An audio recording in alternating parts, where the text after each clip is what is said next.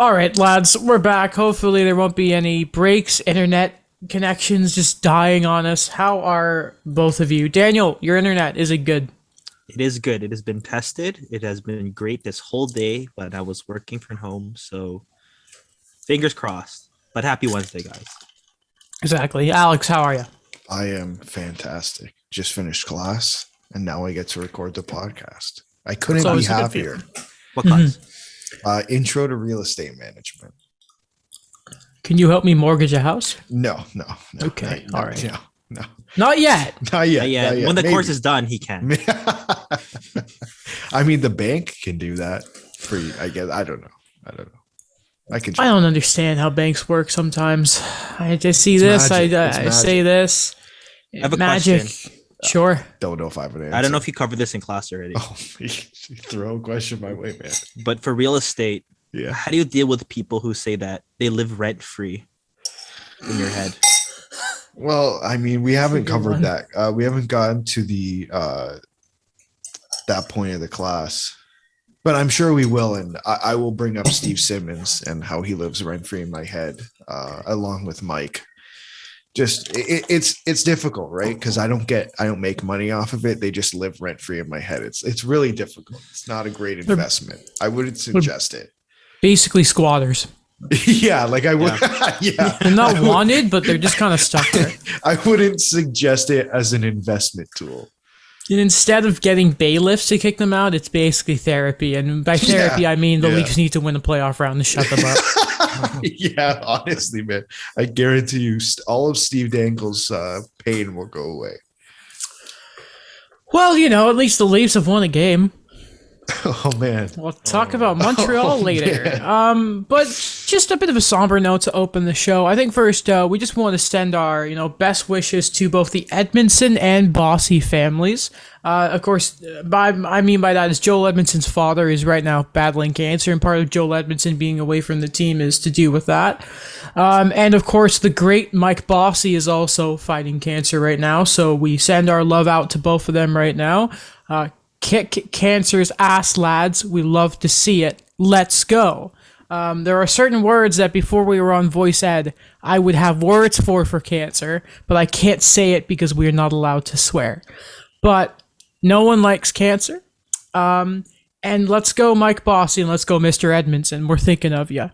Guys, we're just over a week into the season now, aren't we? 8 days? yeah, because it started on a Tuesday. Never forget. Never. I wish I could forget the past 8 days, Alex. I really wish I could. No, I guess that for you. I don't know if it's too early to do contenders versus pretenders because Buffalo's 3-0. Yeah, so we'll just throw Buffalo in pretenders. My President's Trophy winner prediction is coming along. It's funny with Buffalo, though, because it's not like they're getting hot goaltending. It's just they're playing really solid defense. I was seeing some numbers talk about. Like, man, good for them. If they start the year like 15-1-2, it's going to cover up when they go like 0-30. Yeah, like I don't want to listen. People in Buffalo are dealing with a lot right now with this team. We're still waiting for Jack Eichel to be traded, so I don't want to dump on them too much. I don't. Let them enjoy the sample size for now, is what you're saying. Enjoy the happiest moments they have in a decade. Well, I mean, the thing is, like, they've had these moments like 3 years in a row now. So I'm gonna. Right, last year they went on 10 games. The year before that, they went on 10 games. I forgot about that. I'm just gonna say it's really nice to see them doing well when the last 18 months have not been fantastic for this franchise. Silver lining I find here, though. What? And I like the story, is after so many injuries, Kyle Pozo is looking a little bit like his older self. A bit more offensive production there.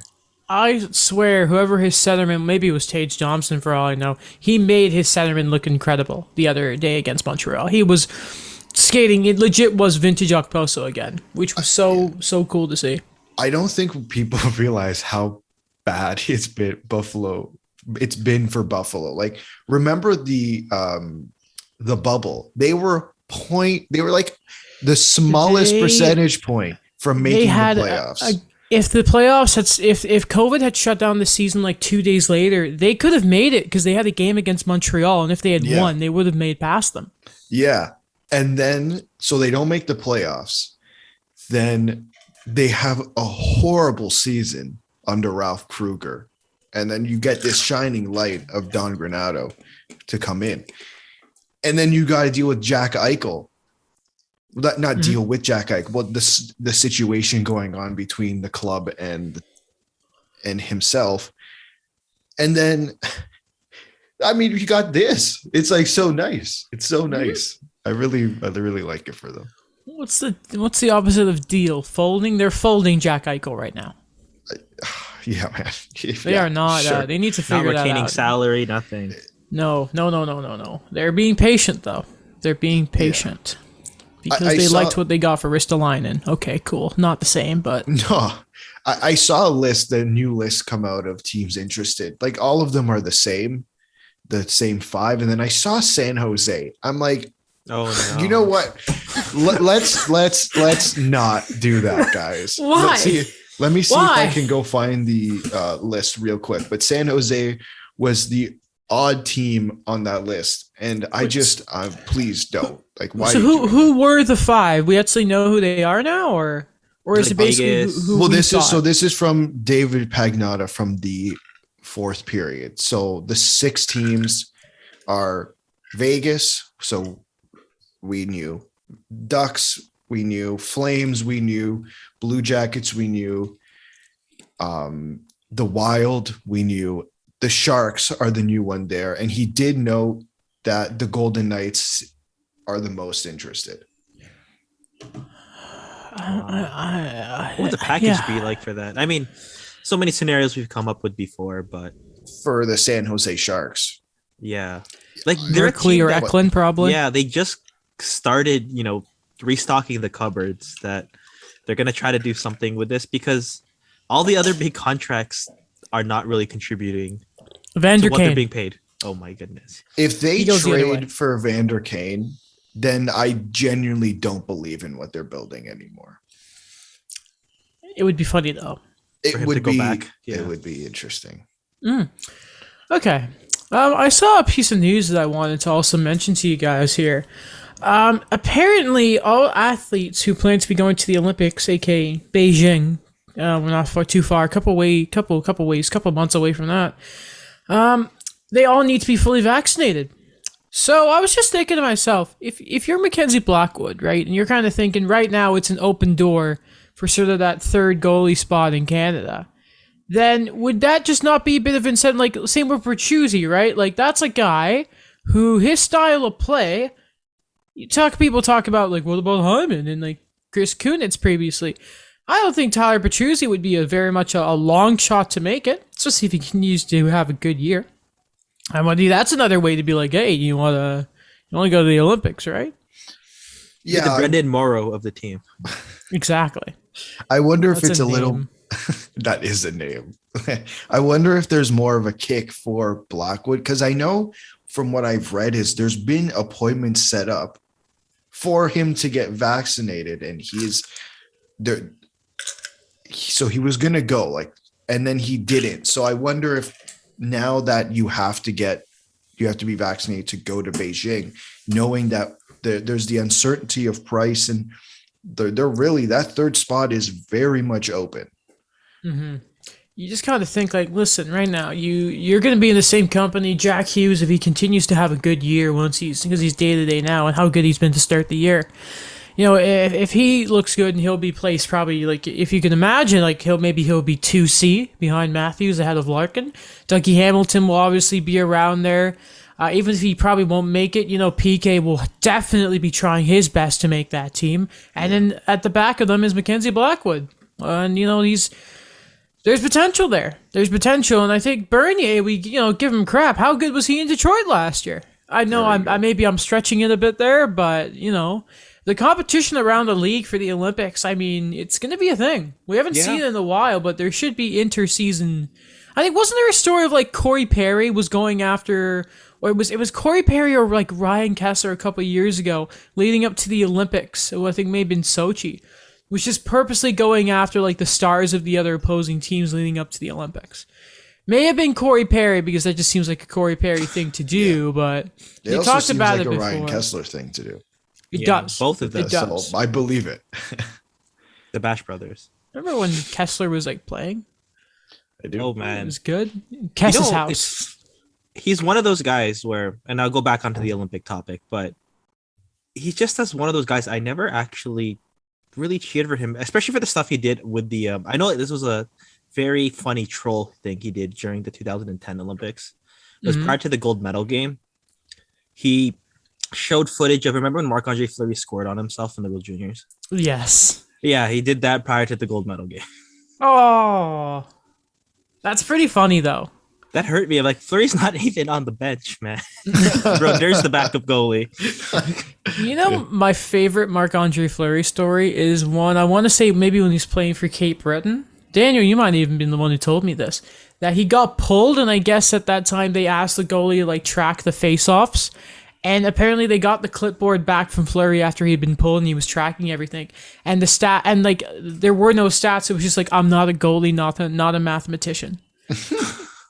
Gotta love Fleury. I guess. What a great guy. But yeah, I just thought I'd mention the Olympic stuff. I thought that'd be cool. It is an interesting point though what you say, because when I look back on Vancouver, and I remember that selection camp where you invite all these guys, but it was fairly obvious for who was going to make it for that team, especially when it came to the goalies.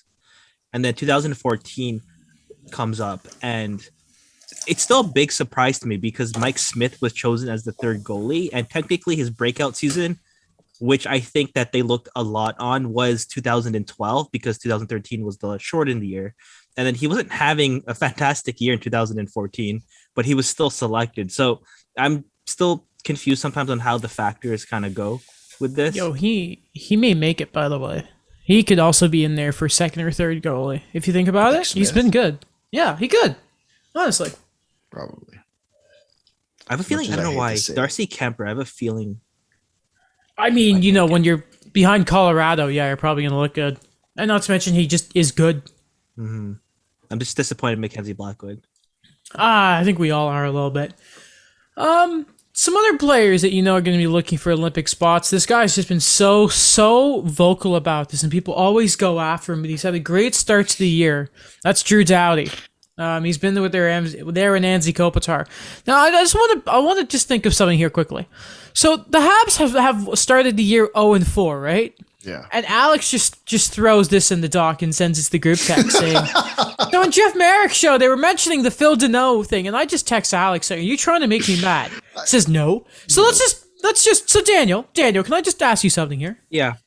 So the Habs haven't won the game to start the year. The Kings, the media are pumping Danault's tires again. You know, thanks for that. Appreciate it. You know, all that's happening. Montreal lose probably one of their most unique forwards. Haven't lost a game, but you know.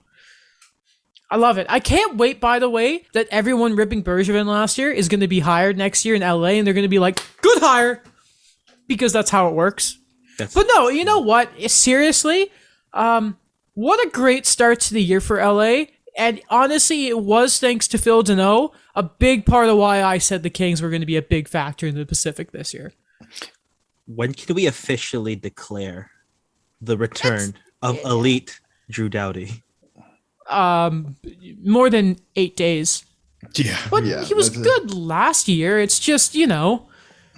He just wasn't like, 2012. No. Doughty. Oh, yeah, when you're like 8 years older, 9 years. Well, you got to think of it like this. We're always so quick to say to a goalie, he was on a bad team.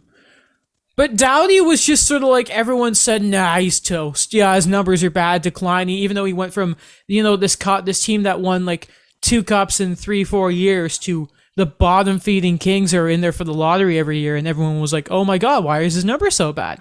Yeah. I wonder why. That's just me though, but. I don't want to rub salt in the wound, obviously, but like I genuinely believe in the Dino effect. I'm a believer in it. Just because what it does is it just relieves pressure, defensive pressure, especially from the surrounding guys. And I think we're kind of seeing the effects of that in both cities, in both LA and Montreal, where it allows Anze Kopitar to be free more offensively, because what was behind Anze Kopitar before Philip Danault? In recent years, not a lot. Andreas Athanasiou. Gabe Vilardi. Jeff Carter. Young guys. Vilardi was always hurt. So it's either young guys or really old guys, right? And it's like none of them were especially defensively sound the way Danault is. And I think bringing Danault in, not only does it help Kopitar, but it helps the guys below him, because it just allows Danault to take all the 5-on-5 defensive pressure, which is what he did in Montreal. And I think I don't want to downplay the skill of the guys in Montreal, but I think they need to kind of figure it out. I would say the best way to put it is they need to adjust. They haven't adjusted. They haven't won. They need to adjust. No, but I can't wait. By the way, for Bergevin to go to LA next year and say, "Yeah, Phil Danault's worth the money." That son of a bitch. Oh no, sorry, go on. I've been so mad all day about this. Of course, they need to adjust, they need to adjust without him. And the thing was, they had the time or the coaching team had the time to do this. They knew Philip Danault was not going to be there, and it's still like this. It's on both the players. In my opinion, it's on both the players and the coaches to figure this out, obviously. It was the most obvious for me where, yeah, you take a big hit to your center depth. The Christian Dvorak trade was really good, but then it just went back to that same thing where, all right, how we fill this gap? Ryan Poehling. We've tried this again. We've tried it before. Let's try to do something with him. And then I think it's just what Montreal needs to do is a lot of the guys that they had there that had the potential to take on bigger roles, the guys that have tried to do something with their minutes, you just haven't seen that oomph yet from them. Well, you've seen some oomph. It's just been downwards. It's kind of been like when you take a souffle out the oven, you're like, wow, this is great. But then somebody closes a door too loud, it just sinks to the bottom. I think I once described on this podcast, watching Montreal's power play, it's kind of like watching a balloon deflate. Because it's like, oh, I've got this big balloon. I'm so excited. It just slowly goes. And it's sad by the end of it. You're disappointed. It's like eating McDonald's. What? It's like eating McDonald's. Yeah, it's like the first bite is good, but the more you go, it's just like, I don't know what I've done here. By the end of it, it's brutal. It's brutal. It's just did I actually feel my hunger? Yes, but you just know you're gonna regret it in the morning. Exactly. Because you're just gonna look at yourself in the mirror. You're gonna be like, I could have just made a salad, but I wanted nuggets anyway. So the Habs are 0-4. Yeah. They had a strong start against the Leafs. Ultimately did not come on top of that. They had a stinker of a game against the Buffalo Sabres. Played a pretty good game to the Rangers, but sort of had some defensive breakdowns. Couldn't score in any of the 3 games, but it was probably their best game of the season. And then they go home again. They play San Jose, and once again, they just lay an egg as a compliment. I don't know how to describe just how poor those games were, but remember how I told you guys I haven't felt like it's a new season, it's just a continuation of last year? Mm-hmm. You can't imagine when I look at the season, I realize there's 78 games left of this. And just the pain that it feels. So right now, the Habs have the worst power play in the league. Do you guys know what percentage it is? 5. It's like 5. 0! Oh, yeah. That was the obvious answer. They have not scored a power play goal. They're what, 0-12, I think I saw, now that you say it? It's 0-13. Oh, okay. Oh, my goodness. 0-13. Whoops. Has it been Jake Allen in net the whole, for all 4 No, games? Montembeault was there for Buffalo. Okay. So, Allen has not been the problem. Allen's been good. It's just, Just look around him. So their power, sure, their PK is 4th worst in the league. It's around 58%. Okay. I'm not going to repeat everything I yelled about last episode because it's just annoying, but Marc Bergevin spoke today all of a sudden. Wanted to see everyone, apparently. No reason else, but he spoke. Wasn't that weird to you? Like, he just... No. You're 0-4, and now you're going to come out? It wasn't weird that he showed up. I wasn't. When I saw he was surprised, I'm like, yeah, I understand that. But it was more when he's like, yeah, I'm just here because I wanted to see everyone. I was kind of like, yeah, sure, okay. The big two, well, there's 3 kind of things here. First off, no panic moves are coming. Yeah, I get that. That's actually, let's be honest. If Montreal, if this continues, let's just be honest here. If Bergevin leaves and this team is in the state it's in, it's not the worst state, like Buffalo. There are young players there. There are guys locked up. It's not the worst thing. So I wouldn't make a panic move. There was the fact that for some reason, despite the team not winning, he was asked about his contract. Said in a perfect world, I'd love to be in Montreal. Perfect world, I would have liked to have seen Andrei Markov retire a Hab instead of going to the KHL, but we'll ignore that, won't we, Berge? 990 games, 990 games, Berge. And he says that him and Ducharme saw problems with the team in training camp. Now, we can't excuse the way the players are playing. We can't ignore the fact that Jonathan Drouin is the only forward to have scored a goal. But I don't think we can either ignore the fact that if they saw those problems, that in a month they could not sort them out. That is on everyone. There is literally nothing going right in the city of Montreal right now. There is nothing positive to speak of except for Jonathan Drouin. That is what do you do? And there's, I don't know. Like, you signed the guy to the coach to a 3-year extension, despite, yes, I get he brought you to the Stanley Cup final. Yeah, he couldn't get rid of him. He couldn't. But Adam Wilde said it. They played their best hockey not under Dominic Ducharme in the playoffs. They played their best hockey without their current head coach. Okay, I want to double check that because Adam seems to hate that guy. What I remember, he was gone for some of the Vegas series. Was Dom gone for all of Winnipeg? I need to double check this. It was for a few of them, right? Yeah, it was Luke Richardson, right? Yeah, I can't remember exactly when Richardson left because I want to be fair to Dom here, even though I kind of hate that it took him this long to separate Sherratt and Weber. But let's be honest here. You guys know I'm not a fan of Dom Ducharme. But I want to be fair to him because I don't think we're going to be very positive about Dominic Ducharme for a lot of this season. But let's not forget that the way they started playing in that Leaf series was under him. And again, correct. You sweep and then you beat Vegas in 6. Let's not forget, Dom Ducharme may not have been on the bench, but he was talking to the team constantly. That's all I want to say. But then here's the problem: is if they said they fired Richardson, I doubt it's going to happen, unfortunately. So they fired Ducharme. No. You know why it doesn't matter how well they played under Richardson? Because he's not going to get the job. No. Because he doesn't speak French. I know. It doesn't matter. Randy Cunnyworth, I remember that. Yeah, it was Molson saying it was the worst mistake I ever made. Was Cunnyworth being coach because he wasn't. Remember, they had to apologize because Kirk Muller was coach for the bubble for 3 games. Oh yeah. Discussion we'll have for another day, but I'm pretty sure we've had to discuss. Whatever. All I can think of right now is go ahead. Just restructure the lines and just you're at a point now where just look for combinations that work.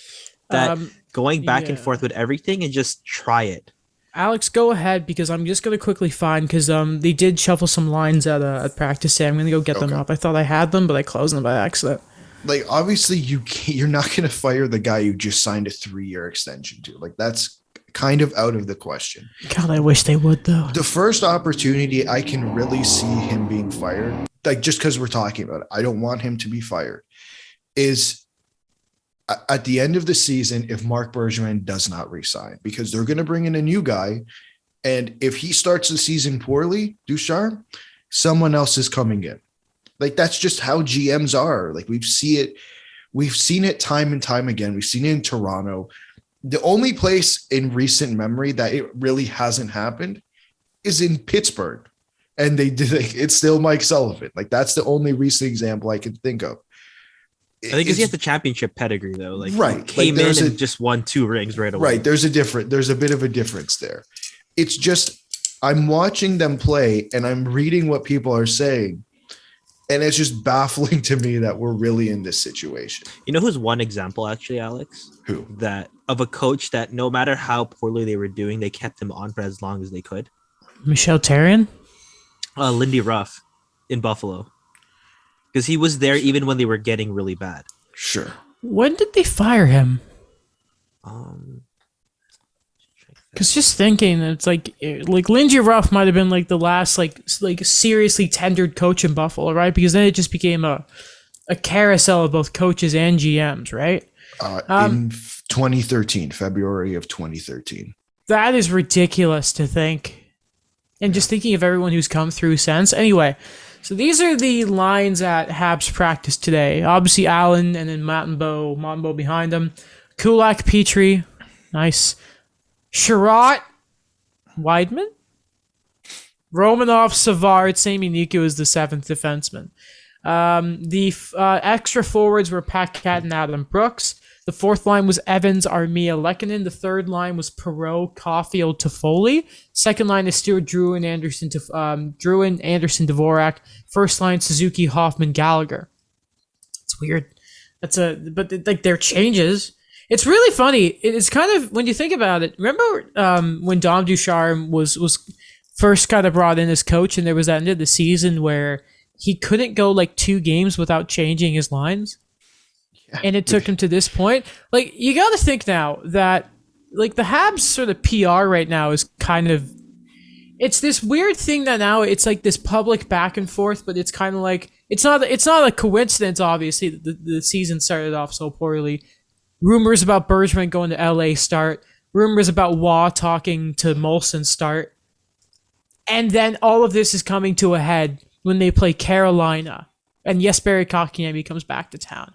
They have to win that game, right? Like, did you guys see the attendance at the Bell Center for the game against San Jose? It was 16,000. Around there, yeah. Yeah.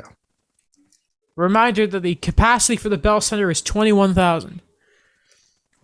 Yeah. Mesdames et messieurs, Montreal, when the Habs are bad, they just don't go. So I keep forgetting the capacity or so, because I've been watching a lot of baseball lately. Yep. And then their capacity is like, 37,000. Yeah. And then, I always forget. I'm like, oh my gosh, 16,000 out of 37,000. That's really bad. Yeah. It's odd. What is it like? It's like the Bell Center and the United Center, or like the 2 ones that are like 20-ish thousand. I think so. I think most other arenas are like 17,000, I think. I want to say Winnipeg's maybe even 16, but then the way it's built is it just like the noise just intensifies really, really well there. But so the Montreal Canadiens kind of need to win. Do you know what? I'm actually really curious, because you would probably think Montreal needs to add another centerman. And I was thinking, like, maybe a guy who's not super flashy but still has a bit of offensive potential you could probably put into a middle 6 role. I was kind of thinking, like, is Dylan Strome not a decent bet? Like, think about that, right? It's a bet is the issue. Is you don't know what you're getting, and this would be the second time around where it's, well, he needs to change his scenery. That's if I'm Montreal and I want to make the playoffs, I think it would be a good bet to make. But I don't know if it's the bet Montreal should make, because it's a bet. I think Montreal needs a sure thing. Would be what I would say. Plus, like, to end the season last year, he was not playing center. Really? Oh, well, yeah, because they weren't trusting him anymore. And now they don't want to play him not at center. Awesome. How old is he again? 24? 24, 25. I'd like to know. Then again, let's give him the Doughty treatment. The Blackhawks are bad. I don't think they're playing today. I want to watch catch one of their games just to see. But like a bet, like I'm just thinking, like if it's a cheap enough guy, like just go and try something here because, like I wonder what the price is with Eric Brandstrom right now. Like not even 100% saying Montreal go after that, but that's a guy right now that. And I've always kind of been thinking lately, how many guys are just gonna get a change of scenery because maybe mentally the last year and a bit's been so rough, but they're just gonna pop somewhere. I've been thinking about lately, how many of those players are just gonna sort of come out and it's like boom. Been thinking about that a lot lately. Not just like to Strome, Brandstrom, really. But Logan Brown has been struggling for the majority of his career, not just the past year and a half. You would have expected him to be in the league for a couple of years by now, but I think we're going to see a few guys who had poor seasons last year, and do well. Like the guys I'm thinking of are these in Pittsburgh at least are the defensive pairing alone of Pettersson and Marino, who didn't have a great year last year. Yeah. But I can just see like how players have talked, how mentally tough it had been. I can really see those two guys specifically having bounce back years. I need Pettersson to have a good year or just flat bad year so people can make up their minds on if he's good and bad. Because people flip so often on that guy. It's like, listen, he's probably good, but just Pittsburgh are a weird team. It's like we can rehab Cody Ceci and he looks great for us, and then it's like, yeah, but Pettersson, they can figure it out. It's just Pittsburgh. All right, we've been teasing you for weeks.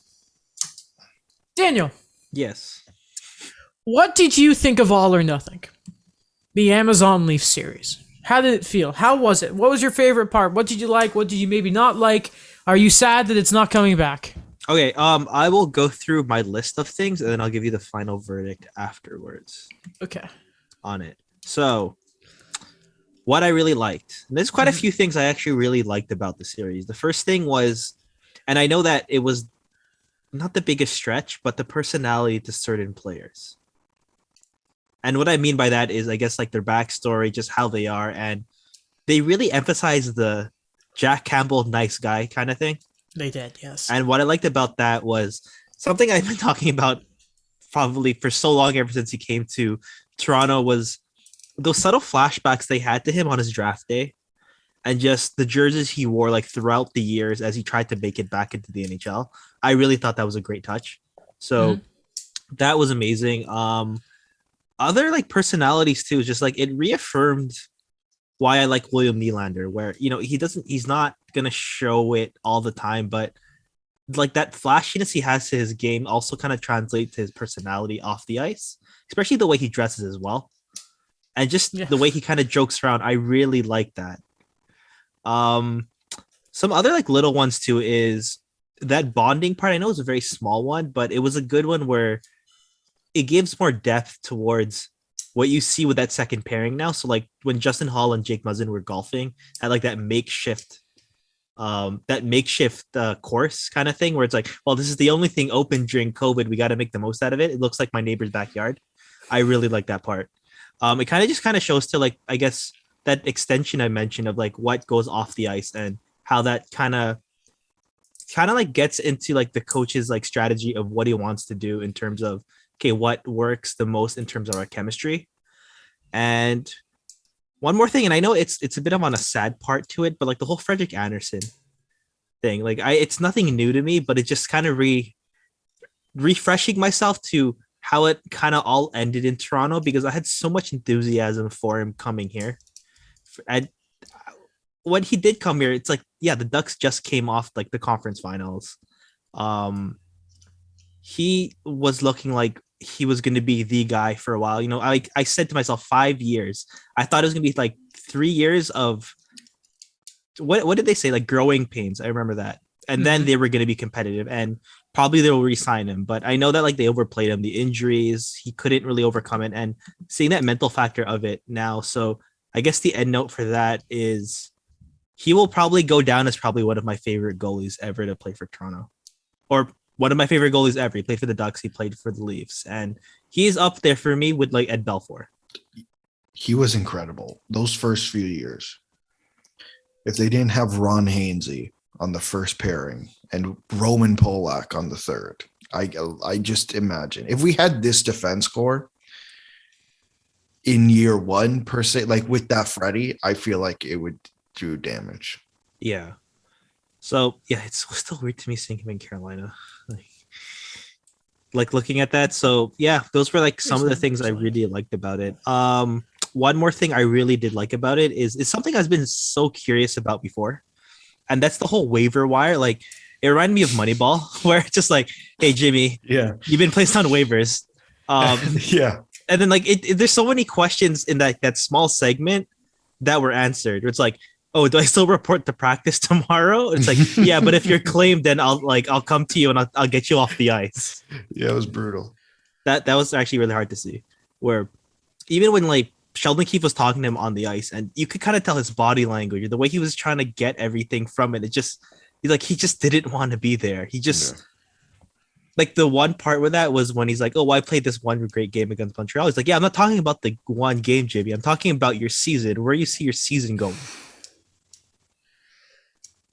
They did him dirty, man. They really they did not. Sorry, go on. Yeah, Jimmy Vesey, man. Yeah, that was not a great showcase for him. Yeah, and I guess that flashback thing too, where it's like this hyped up prospect kind of guy, where it's so weird. Like when it comes to guys who are not first round picks, what they become like NCAA stars. Just like what's the trajectory there? Where you'll see all these guys coming into the NHL, you see all these bidding wars. It's the same thing with Justin Schultz, and then it's not like they're super bad players per se, but it's like the expectations have to be curbed for these types of guys. Mm-hmm.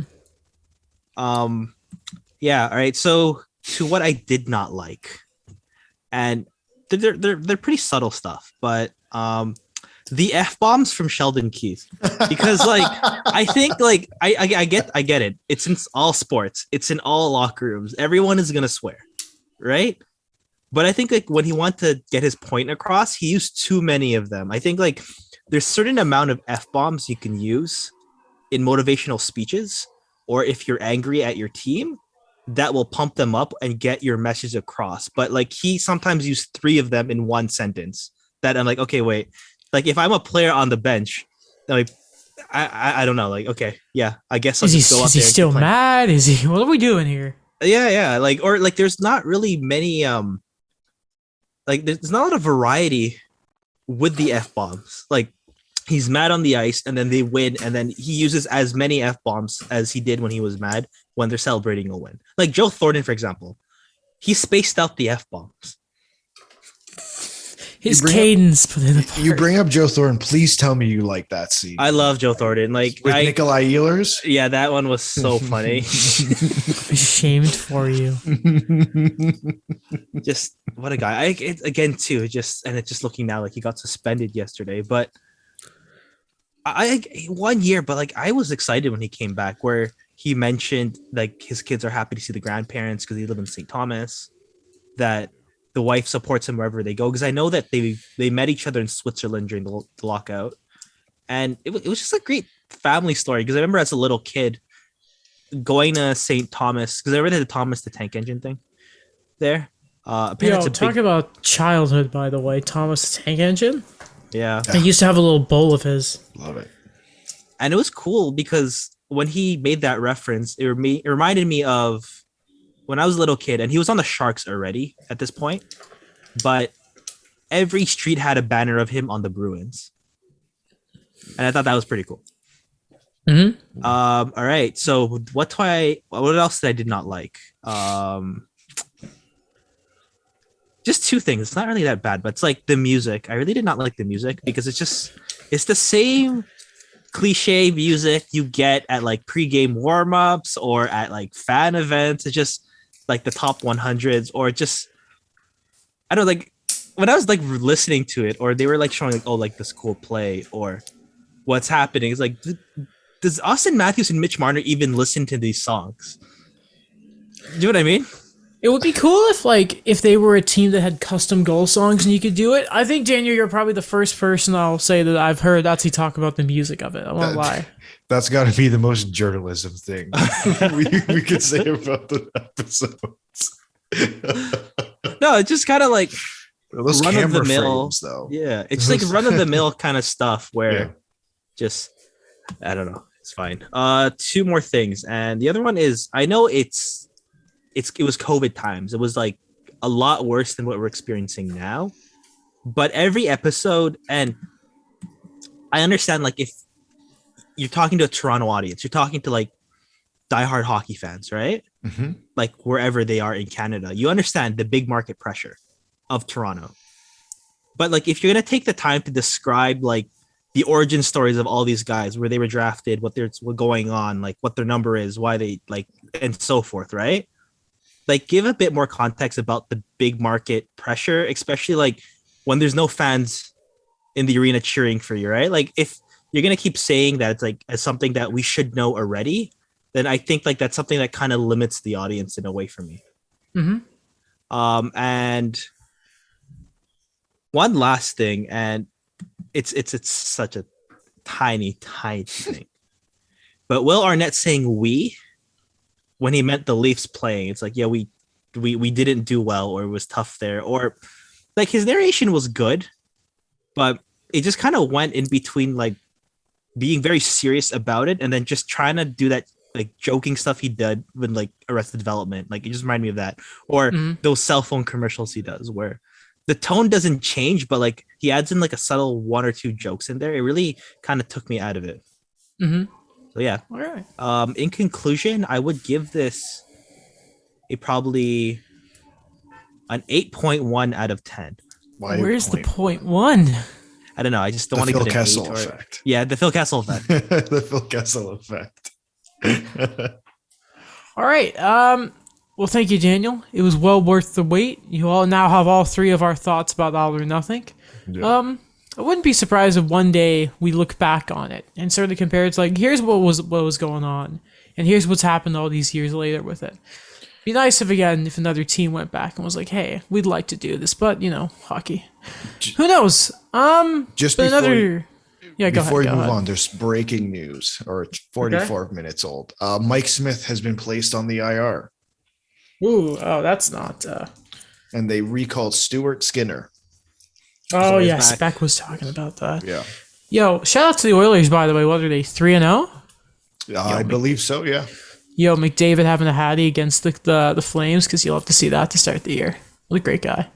Okay, in Leafs news, they have a hard-fought loss. Probably were the better team against the Rangers. Ends up going overtime, and one of the craziest overtimes probably the last couple of years, to be honest. It was really fun not seeing coachified, I think we can say 3-on-3s again, if you know what I mean. Not hanging back, but trading chances. It was a lot of fun. But the big story, Austin Matthews is back, ladies and gentlemen. Good. Alex, what is this dream top 6 that you have for the Leafs now that he's back? Okay, so I figured it out. I made some alterations to what they have. So right now it's Richie, Matthews, Marner, Bunting, Tavares, Nylander. I moved some guys around. I think Kerfoot and Nylander play really well together, and I really like Nylander with Matthews. So it's Kerfoot, Matthews, Nylander. I'm gonna keep Bunting up there. Obviously, that he is a guy that can be switched, but I go back to the Bunting, Tavares, Marner line and see what happens. Like, it was really disappointing not to see Mitch Marner play fantastic next to John Tavares, and then last night be a different beast alongside Matthews. Like, it's disappointing. I can't say it's not, but it's a small sample size. I'd like to see what they look like in that formation, because I think Kerfoot and Nylander look really well together, and I really like Matthews and Nylander together. Like, that's my thing. I like it. I like where Bunting, he could kind of play with either center. And I'm just going to make this, okay, this is just one point, and I just don't like the comparison to it. Yeah. Because a lot of things where when Michael Bunting does something well, there's so many articles, there's so many comments where It's like, okay, well, it's not exactly Zach Hyman, but and then like so forth. Like just appreciate the guy. Appreciate Michael Bunting for what he's been able to do so far. How about this is what Michael Bunting brings to the table? So here's what he does compared to Zach. He's gone. He's gone. I'm so sick of it. So it's just, yeah, God, he's in Edmonton now. Bunting's good. I think, plus, Bunting's a way more of a rat than Hyman, by the way. Yeah. Like, Hyman's a pest, but, like, Bunting's a rat. Like, he's just a rat. No, desert rat? Yeah? Is that a thing? Desert rats? Yeah. Get it? No. He played for the Coyotes. Oh, yeah. You're like a Kachina. You would have said a Kachina, but you hate their jerseys. Oh, yeah. I never said I hated it. I think they took the cactus out. I like to say I didn't get to say it last. I didn't get to say it last time, but I love that for one. Like, okay, they had Phil Kessel for the promotion for the jersey. Good. And then the second promotion was Louis Eriksson. I love that. I just so out of all the players, they picked Louis Eriksson. That's how you get the Twitter memes. That you get the Louis Eriksson fan account to retweet that in Vancouver. It goes nuts. That's actually pretty smart. I like that. I like that a lot. That's how you get the Twitter audience on board. The Coyotes are having fun. Chikrin's just there like, yeah, cool. Phil, not to mention, use Phil as much as you can before you trade him because that's going to happen. Okay. Goalie, we had a sort of another sort of a few examples when it comes to goalie contracts. We, obviously, Elvis Merzlikins and that had his contract. Korpisalo will be up this year. Cal Peterson had one. And going to 32 Thoughts that was released a few days ago. Good old Elliot Freeman. Thought 22. Morgan Riley's free agency gets the attention in Toronto, but it won't be long before attention swings to Jack Campbell. Cal Peterson's 3-year, $50 million extension in LA raises the bar if Campbell continues to carry the load. First off, I like how Elliot's like, it's not the attention yet, but I'm probably going to start it here. If he plays the way he does, wouldn't he probably get more than Peterson? Well, I guess it's just very scary to think about that. Because he's played 90 games. Peterson, has played 56 games in the NHL. I think we had that discussion. But Campbell's played 90. It's so weird to think. Feels like he's been around for so long. Technically has, but just you know what I mean. He's had the thing. It's just he hasn't had the role to play too many games, right? But he's always just sort of been there in the back. Would he have taken over as backup when Jonas Enroth left? As in LA days, obviously. It would probably, I don't know. All right, never mind. Forget LA. Forget it's crazy LA. LA, right now, how many guys, okay, we'll talk about Jack Campbell, but it's just crazy for me when I'm looking back now on how many backups that they have had for Jonathan Quick that all became pretty good starters everywhere else. Like Campbell, Bernier, Darcy Kemper. Oh yeah! Yeah, it was just one of those. Didn't he end up? What was Kemper's thing? It was LA. Then wasn't he Dubnik's backup in the Wild for a bit? Or am I thinking of someone else? Oh no, he was drafted by Minnesota. Oh. Then he went to LA, and then LA traded him to Arizona. Goalies are weird. Goalies are so weird. They just show up out of nowhere and it's like, yeah, I'm good. Yeah, Campbell came in the same season with Kemper and Quick. He fully took over, kind of took over the year after. And that was Peter Budaj played 3 games that year. But yeah, and then he went to the Lightning with what's that guy's name again? It's not Libor Hayek, the other defenseman. On the Eric Cernak. Cernak for Ben Bishop. Ben Bishop, yes. I apologize. I know they're both Czech. It's just and they were both second. They were both high second round picks. Yeah. We don't acknowledge Czechs not named Thomas on this podcast. Yeah. Exactly. What do we expect of a Campbell deal though? Looking at it, is it around 5? Yeah. So I'll say this. This is different. I'll say why this is different than the defenseman stuff. Because I think you can group the defensemen together in different groups and you can say who's overpaid, who's young, etc. With this, there was just this large portion of goalies who got paid, and they're all in kind of similar boats where they don't have many games played in the NHL. Yes, some of them played in the KHL, and I think that's why those guys got paid. But there was like Peterson played 56 games and got paid. I just wonder if the precedent has been set for these goalies. Mm-hmm. And if it has, then it's got to be somewhere around there. Like Jack Campbell's 30. He's not signing an 8-year deal, nor do I think the Leafs want to sign him to an 8-year deal. Main reason, somewhere between 3 and 5 years, maybe, I can imagine. So maybe it's more like you look towards, well, obviously, if you're looking at comparable sake, I'm just going to quickly go double check some of them because I'm thinking Elvis, but Elvis is a little younger. Yeah. And I mean, everything changes. Plus, if Campbell continues to have the year he's having right now, by the way, and he picks it from last year, and if it's like Vezina caliber, then maybe he looks towards like a Binnington number. I don't see him getting like Markstrom, obviously, but it's early, but at least we can start to see that it may be wide, but around like 5 to 6, maybe. Like I can't see him getting less than that, right? Especially like if you see Mrazek at like, what is he, 3.2 for some reason? Yeah, around there, yeah. If he takes over the net, it's obviously going to be like, okay, you're going to pay me now. You're going to pay me. Yeah. Anything else we want to touch on the Leafs, or? No, nothing's really. They haven't played since last time we recorded. They play again on Friday against San Jose. That'll be fun. The Sharks. William Eklund is a player, by the way. That's a nice player right there. Really nice player. I hate that they got that player in the draft. Okay, we're gonna get to this really quickly because we have been neglecting to talk about these contracts for a while now. The Islanders have locked up some of their best defensemen, and it's sickening. Now it's Ryan Pulak. It's an 8-year deal. It's worth $49.2 million. The AAV is $6.1 million. I hate it, but it's so Islanders. Yeah. I think it's really good that you got your top two, like two of your best defensemen, whether they're good at, they're just good defensemen, for $12 million. The PP pair. So wait. So I'm just gonna do some quick math. Okay, so 11. Okay, and then you throw like 8, rounded up to 20 million. 7. San Jose pay half their defensive core, 27 million. Yeah. Between Vlasic, Burns, and Carlson.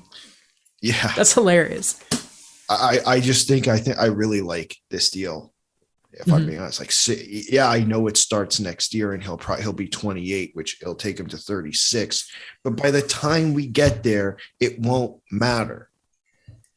Yeah. Especially if they win the cup. Yeah. Which they might. Like, who knows?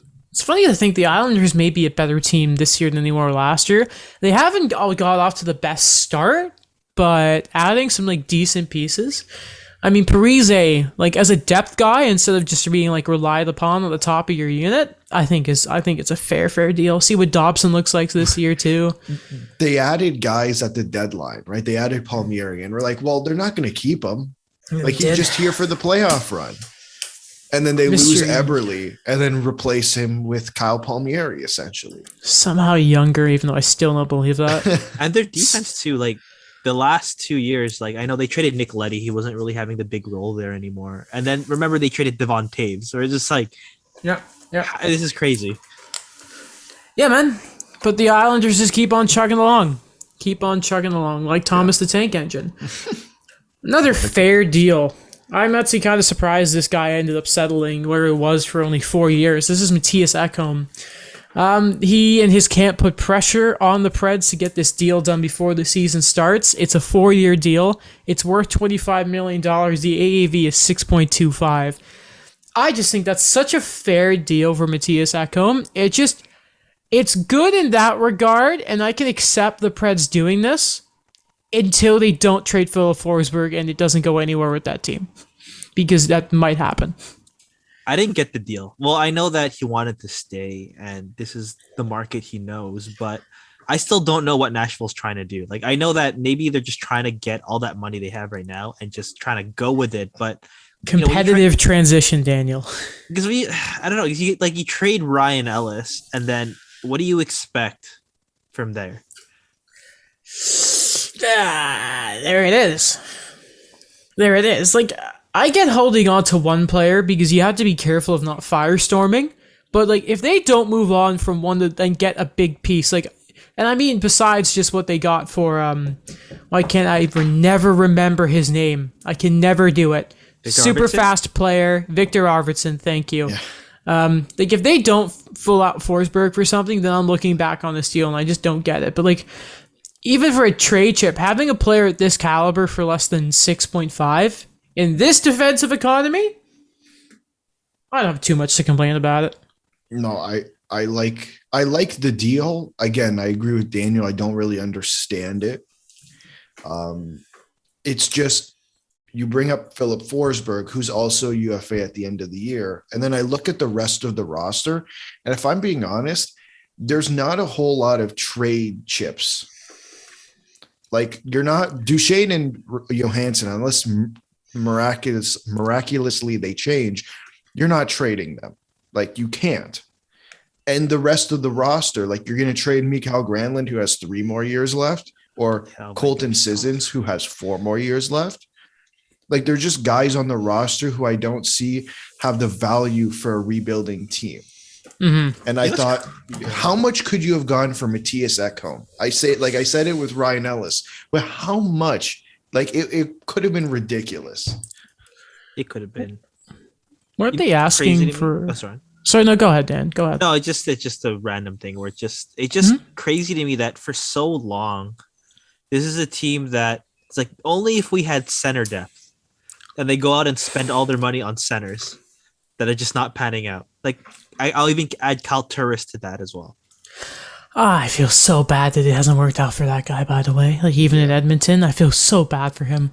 But hey, Nashville, just sort out what you're doing. One more note on, let's see, we got 2 more defensemen to really talk about here. Mark Giordano has been named captain of the Seattle Kraken. This is just me. I don't think you name your first captain in franchise history and plan to trade him at the deadline. No. That's just me. I know that's been asked a lot lately. You're not like the Habs or San Jose. Don't mess around with your captaincy. Make it mean something, please. Don't trade him. Let him retire as a Kraken. Did that. Who was there? Who was? Oh God, was it Ethan Morrow? Wasn't and there? Jason Smith? They both were captains. Yeah. Wasn't Ferentz one too? Oh yeah. Or if I misremember, yeah, Andrew Ferentz may have been the captain. Yeah. And then it went from like Ferentz. It was like quiet McDavid. Yeah. Unless I missed it, maybe Sam Gagner had it in there because Sam Gagner, but maybe he had a leather or something. Who knows? But Giordano, I can't see them trading them. It doesn't make sense. It literally would not. It doesn't compute in my head why they would trade him. Number one, he's valuable to that team. You want to create a good locker room presence. Say what you want about the last year in Calgary. His year in Calgary because of how messy it was just overall. But I do think like he's 2 or 3 years removed from that Norris season. Yeah. Weird. Can't be horrible. And he's also one of those guys that, you know what I mean? He didn't play a lot in the NHL until he was a lot older. So I always try to view him where, he may be like 37, 38, but he's actually 34, 35. It's the goalie effect. Yeah. It's the good, doesn't have the proper miles. Yeah. Okay, another defenseman to talk about. The Stars are kind of dumb. So, okay, so John Klingberg, from Jeff Merrick, what have they called it? 32 Thoughts on Hockey Night. Why does Ron need to be a part of that segment, by the way? Just let Jeff set up Elliott. Like I really don't understand why Jerome McLean's a part of that segment. I don't know. It's weird. Anyway, and then Jeff Merrick just steals all the airtime. I loved that. I love that so much. Yeah. But anyway, so he reported on it's like I hate that we can't call it headlines anymore. On the Hockey Night in Canada version of 32 Thoughts. We'll just call it 32 Thoughts. It's one of the 3 times they speak on a weekly basis. One of the dozens of times those two talk to each other throughout the week. Reporting that John Klingberg wants a max 8-year deal, and he was the number is apparently between 62 and 66 million. So if you break that down to AAV, it's between 7.7, 8.2, kind of wide, kind of silly. We know what John Klingberg is. Offensive defenseman. Probably going to make, the team Sweden without a problem. He's Swedish, right? Not Finnish. It's everyone else on that defensive core who's Finnish. Yeah. And a lot's been made that they've kind of done what St. Louis did. And at first I thought not as badly. They bring in Yanni Hakanpää, all that kind of stuff. And then I was kind of like, oh, wait a minute. They signed 36-year-old Ryan Suter for 4 years. Now, there's the replacement. Yeah, there it is. So I don't understand what is with the NHL and GMs thinking that they can replace elite talent by committee, because it just doesn't work. This is not Moneyball. It does not work like that. I very much agree with that. Like, I just think I saw somewhere that, they said Dallas, it's Dallas's go for it. It's like, no, it's been Dallas's go for it for a couple of years now. And what? They made it to the Cup final. Yeah. That's about, and questions about that, but whatever. I just don't see how removing John Klingberg and bringing in Yanni Hakanpää and Ryan Suter as essentially replacements. Like, you're going to bring someone else in that's going to cost less than John Klingberg and replace his minutes. Now, I was about to see a silver lining here because Miro Heiskanen and Esa Lindell are signed long-term. But, yeah, it's a good point where what are they doing with Ryan Suter getting 4 years? So, and just no, go on, Daniel. looking back on that, like looking at everywhere else on that roster where it's just, I don't know. It's just like so much money's tied to offense, but it's still lacking, I feel like, every time. What's the joke I always make? It's, oh, wow, Sagan and Ben are on 15-game goalless droughts for the third time this year. So I just want to quickly talk about, so Yanni Hakanpää has been in the league for, this is his fourth season. The most games he's played in the season was 2021 last year, obviously. It's 41 plus 15 because he was traded. Put up 4 points. Cool. Very nice. Ryan Suter has not put up more than 50 points since 2015-16. I believe 51 is his career high. And John Klingberg, 40, 58, 49, 67, 45, 32, 36 on a team that can't score, and then back-to-back. Actually, the last time he played the full 82-game season was when he put up 67 points, and that was the year people were putting him in the Norris conversation. 40, 50 points if he's healthy. I don't know how you're going to replace that offense. And listen, yeah, they're paying a bunch of forwards who can barely ever score, and at this point, Tyler Seguin, when do we start having about the conversation with Tyler Seguin about him being sort of, I hate the term injury prone, but is Tyler Seguin really a first line center anymore? Is that a hot take? That might be a hot take. I would still put him in the first line center role. Is he one of the top centers in the league that he was 3 years ago per se? No. And I think injuries have a lot to do with that. But I don't know if I'm ready to say he's not a first line center. That's just me. Like, he's a first line center, but like he's not like, because I don't think he's a franchise center, but he's like below a franchise center, if that makes sense. So it's like a bona fide first line center. I'm saying center so many times, but he's not quite a second line center in like the conventional sense, not in like a Crosby Malkin or a Tavares Matthews kind of thing. So there you go. He's not as good as Tavares. He's not as good as Malkin. Not as good as Draisaitl, but he's better than Sean Monahan, for example. Yeah. So he's this weird like B plus, A minus category. Yeah. It's Tyler Seguin. Because I wouldn't like. I think we've become very, in a way, spoiled with the amount of 1-2 punches there are across the league. Like Matthews, Tavares, Crosby, Malkin, Kuznetsov, Backstrom, go to Tampa Bay, Point and Stamkos the first couple of years. Like I just think we have this new definition of this 1B center, but there's still this idea that a second line center exists. I would say. Listen, what is it's centermen are weird. I don't even think people can universally agree of what a real number one center even is anymore, because it's like the best centermen in the league are naturally the best players. So where is the normal middle ground?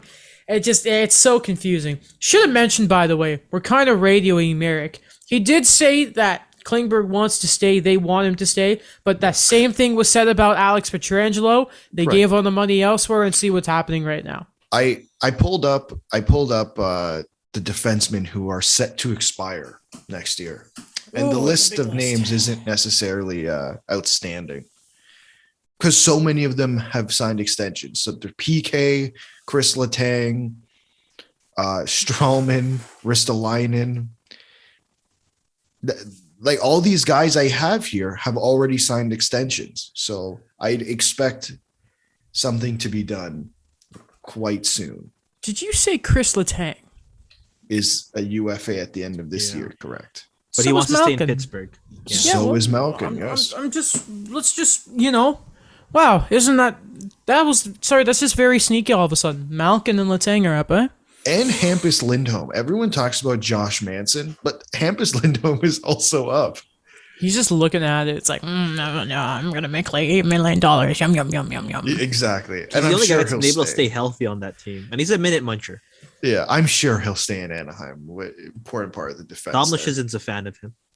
I think a lot of people are. Shout out to Rachel Jory dunking on the Habs today once they go 0-4 and being like, oh yeah, the cup final, this and that. Love your heady 2020 hindsight there, by the way. Just bashing. I like her, like one of the best hockey minds, like, but like just dunking at, like, what great timing, what great 2020 vision. I'm not bitter.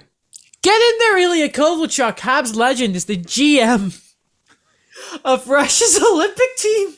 Can he also play? Is that allowed? I'll do the Thanos things. Like, fine, I'll do it myself when they're down by 1. Yeah, exactly. That'd be so funny. Throws up.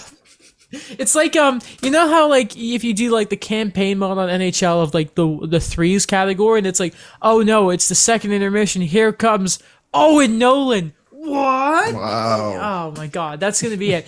Oh, no, the checks are down. Here comes Yager and Plekanec. Oh, no, is that David Krejci's music? You know what I mean? Just imagine that happens. Oh my God, it's the shootout. Gretzky's coming out. He's finally getting his shootout shot.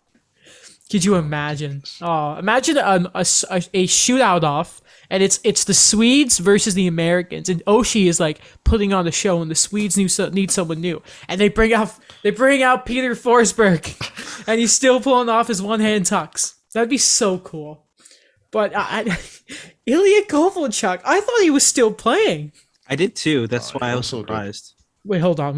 I'm going to go look this up. I don't think he is. I believe he is not under contract.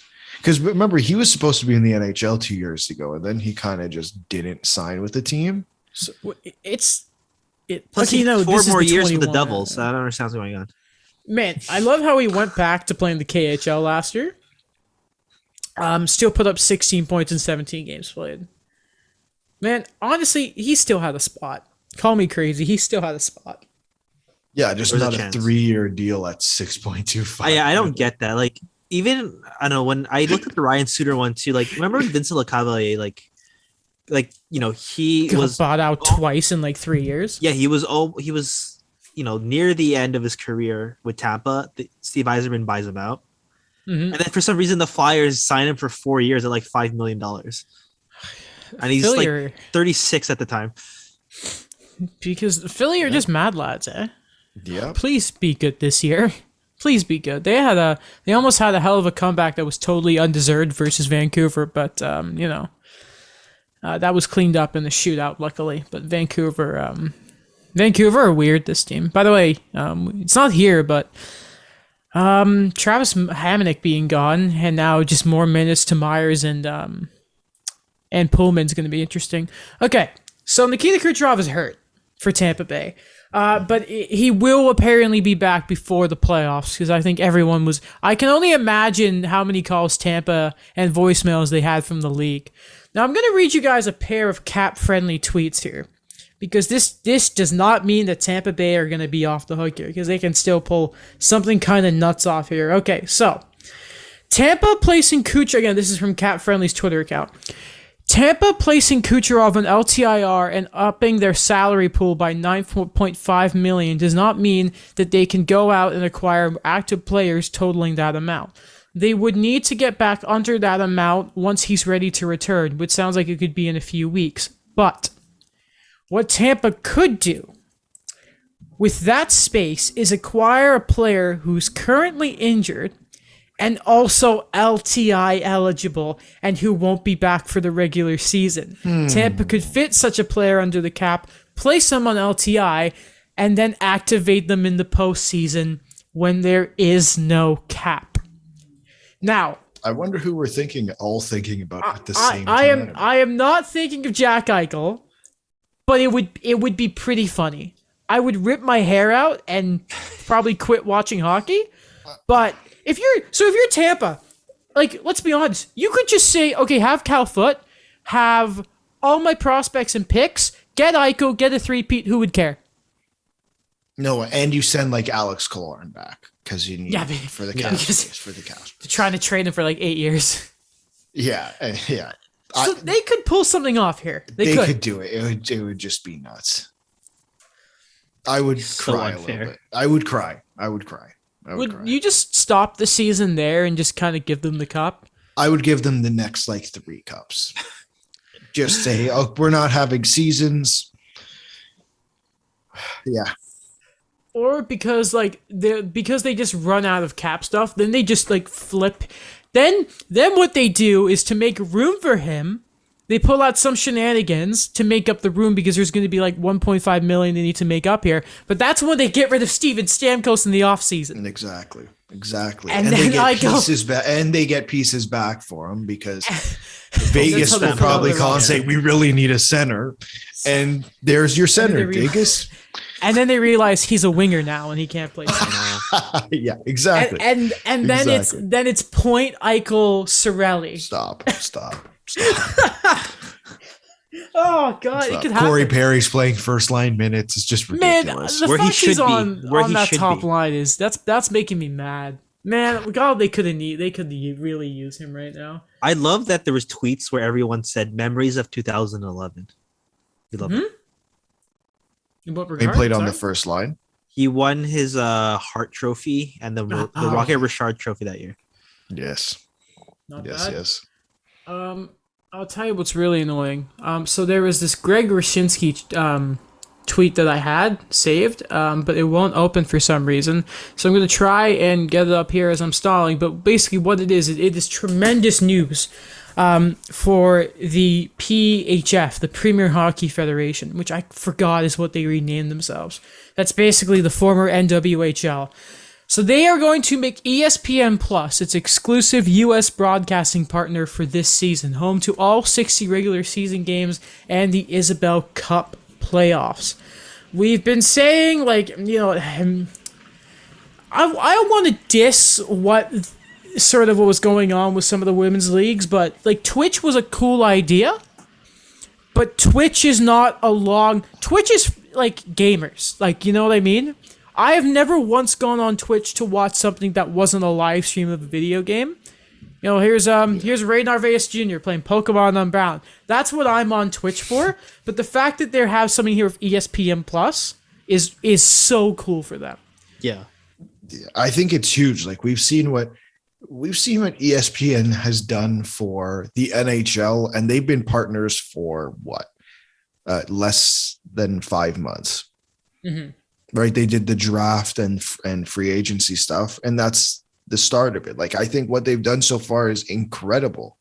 So if they can replicate that for the women's game too, I think it will go long ways. And to have a system there or have a deal there already, I think that goes a long ways to also have one league, because you have a base there already. And the most important part is the base. Without a base, it crumbles. I agree, because remember what Will Baldwin said, where when we look at the WNBA and how it's been so successful, I know it's not to the same extent because the NBA owns the WNBA, but to at least have that same platform you're going to give the women's league as you give the men's league with ESPN, I think that's big. And like what you said as well, Adam, like when they announced that they were going to use Twitch, that was weird to me because the first thing you think about is just even for like live streams, I don't think of Twitch. I don't think of, oh, okay, like this is what I'm going to see. Like the majority of the content that I saw from the women's games, if you were not watching Twitch, is still Twitter, it's still Instagram. Like even I'm thinking back to like the only time I ever saw NWHL or no CWHL, Yeah. I'm gonna get massacred. But you know, Yeah. the only time I ever saw like Sportsnet broadcast them were for like the finals. And I think that was that the Kelly Cup or the Clarkson Cup was their finals. You know what I mean? So the fact that there's a better legit platform, it's cool. And again, you guys kind of touched on it. ESPN have been broadcasting games for like a month and 8 days for the actual season, and they are knocking it out the park. And I kind of love it. I really do. Yeah. Good for them. Agreed. Good for they're not having some silly round table when the camera's spinning around and it's Oh all my like gosh, it's yeah. like, oh, we're leaving notes on Kevin BX's door saying not to steal the host stats. I'm just saying. I just listen. ESPN are doing it right. I'm not gonna let I'm on Team Charles Barkley. Do you guys ever Never watch The Room? No. No. Wait, the one that you're tearing me apart, Lisa. Yeah, there's a Come on. part where I don't know, my friend just keeps referencing it because usually when like someone tries to do a joke, and then the thing is like they would just oh what a story, Mark. I was gonna say that, but with the Kevin BX thing, but I just want to make sure the reference is what's that word again? Relevant. Relevant. There you go. Hey, I was gonna say credible. credible. Kevin BX is. You talk about credible. That's a credible man. Not Eric Carlson credible, but credible. Yeah. Eric Carlson scoring on the Habs. Way to break my heart. The only thing with Kevin Bieksa is just my one snag is that he would not give up his no movement clause. And that's the reason why Shea Theodore is on the Vegas Golden Knights. Oh Yes. yeah. Yeah. Yeah. Just saying. Oh man. All right. Well, first off, why did Kevin BX have a no move clause? It was originally from Vancouver, and then the Ducks acquired him. Who signed that deal? Because he was No, great in would that have 2011, but that was when Wait, would that have been what is his name? Lawrence? Would that have been not Lawrence? No, that's the Leafs guy. Not God, who's the one Friedman's friends with him? Mike Gillis. Mike Gill. Would it have been Mike Gillis? Yeah, because that was when he gave like Luongo that contract, and then the Sedins, and then Bieksa, and then Kessler.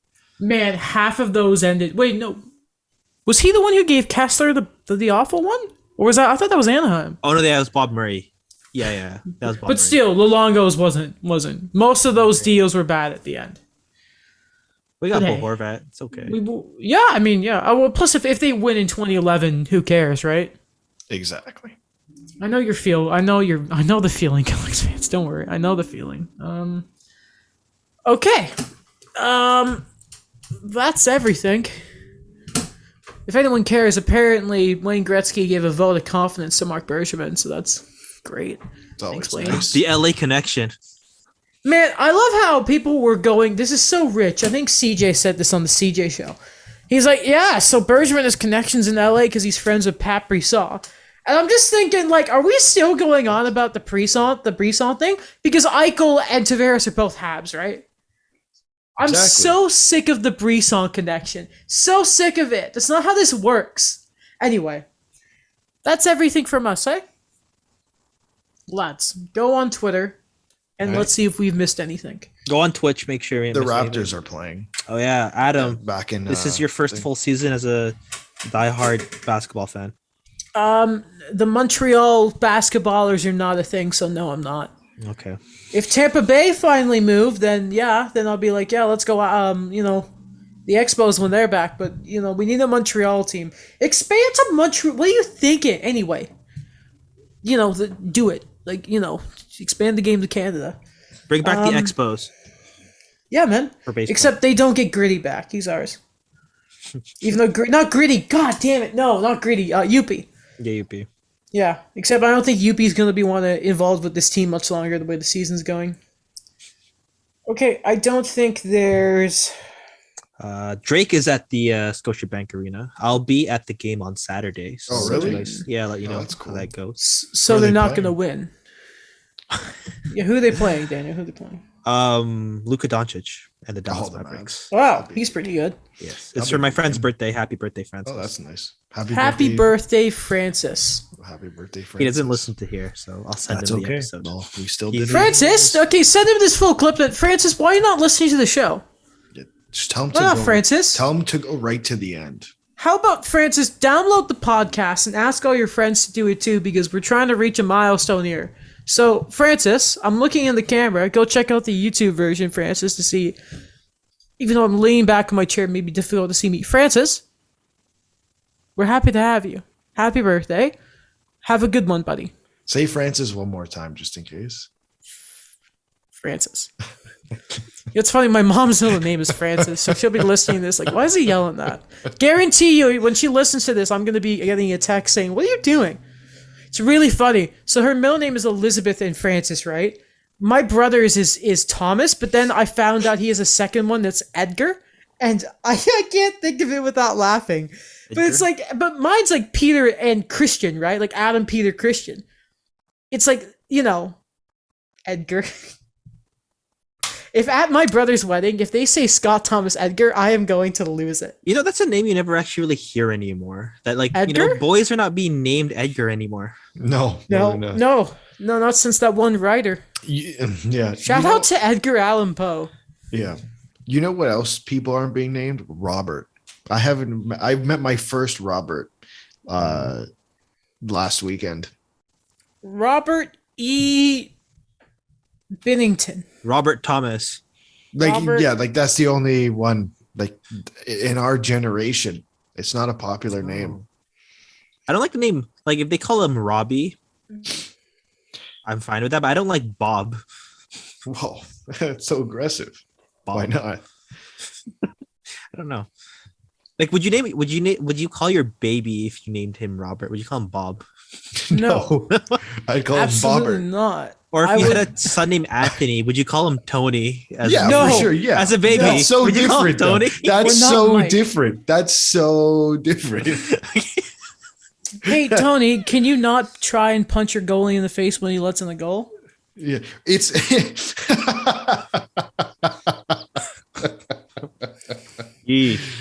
Okay. On that note, hashtag paying for Shane. We'll see you Sunday.